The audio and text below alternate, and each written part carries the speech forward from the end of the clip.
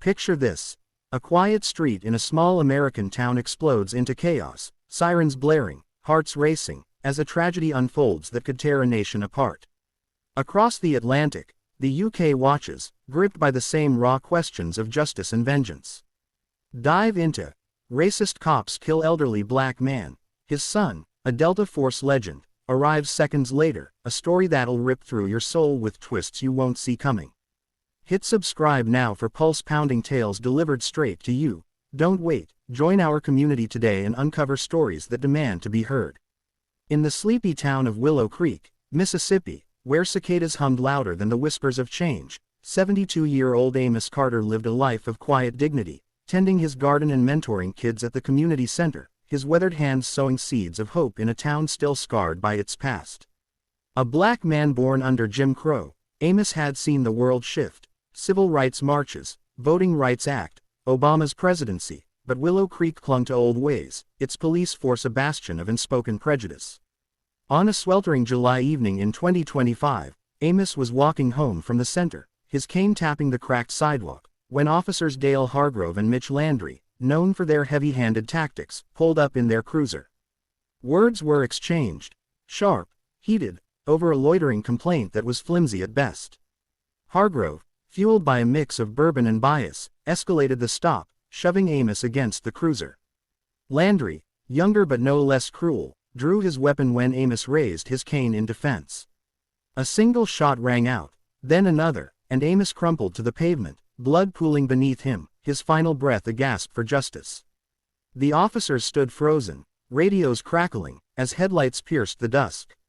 A black SUV screeched to a halt, and out stepped Marcus Carter, Amos's son, a Delta Force legend who'd just landed at Jackson Airport, expecting a quiet visit with his father. Marcus, 42, was a man forged in the crucible of war, Afghanistan, Syria, missions the world would never know, his body a map of scars, his mind a steel trap for strategy. He'd been estranged from Amos, guilt gnawing at him for years spent chasing shadows instead of family. Now, kneeling beside his father's lifeless body, Marcus's world shattered. His eyes, trained to spot threats in the dark, locked onto Hargrove and Landry, who stammered excuses about feeling threatened. Marcus's silence was more terrifying than any shout, his Delta-honed instincts screaming for action, but he held back, knowing rage without a plan was suicide.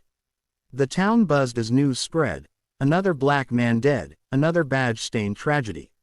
Marcus, grieving but methodical, began digging. He tapped old contacts, from CIA analysts to local informants, uncovering Hargrove's history of racial slurs and Landry's string of brutality complaints, buried by a complicit sheriff. But the first twist hit hard. Amos wasn't just a victim of a random stop.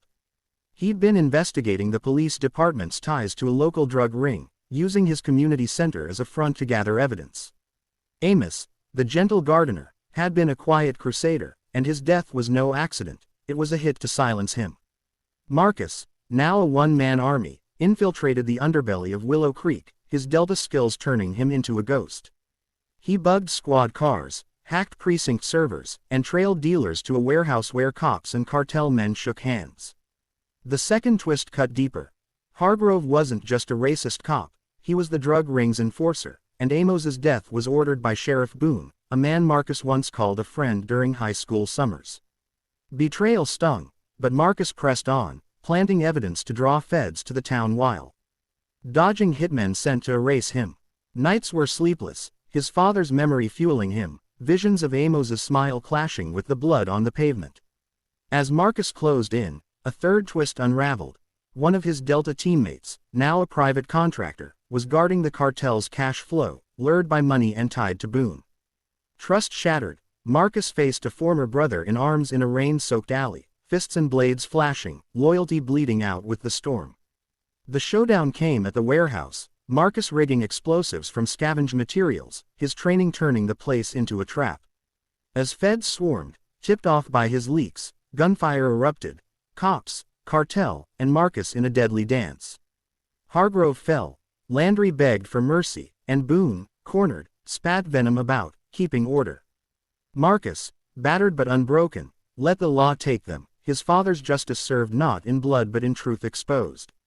Yet the final twist lingered. Among Amos's belongings, Marcus found a letter, written years ago, forgiving him for their distance, urging him to live, not just fight. In the aftermath, Marcus stayed in Willow Creek, rebuilding the center, honoring Amos by teaching kids to rise above hate. The town changed, slowly, its scars a reminder of battles won and lost. Marcus, no longer a ghost, found purpose in his father's legacy, a Delta legend now a beacon of hope.